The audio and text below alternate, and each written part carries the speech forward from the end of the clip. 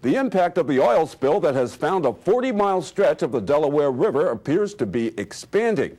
Environment correspondent Ed Rodgers is in Philadelphia with the latest. Kent, Coast Guard officials now say there is some level of oil on the banks of the Delaware River on a 70-mile stretch from the Tacony-Palmyra Bridge south to Peapatch Island near Salem County.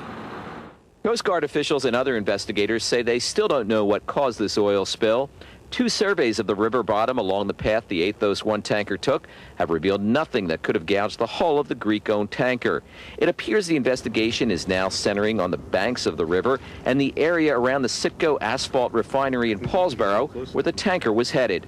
It's not that it's that complicated, it's just there's a lot of data to be collected and analyzed before it can be handed over to the Coast Guard for further investigation. Coast Guard officials say they still aren't sure how much oil has spilled into the Delaware River.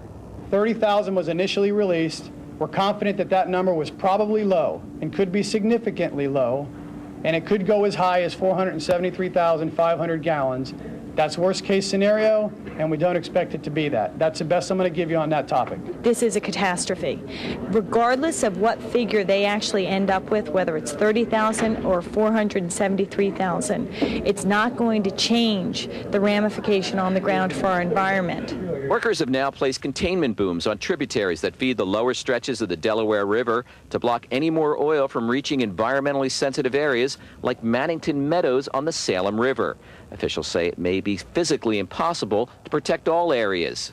Today, that our wildlife biologists have identified at least one in each of 3 pairs of nesting bald eagles that have been affected by the oil. Meanwhile, state and federal officials have banned any duck hunting south of the Tacony-Palmyra Bridge to the marshes near the Salem nuclear power plant.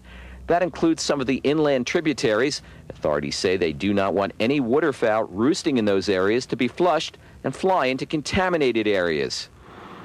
And Ken, officials say they are now collecting samples of the oil from the spill from the bottom of the Delaware River. Reporting from the waterfront in Philadelphia, Ed Rodgers, NJN News. Back to you. Thank you for that report, Ed.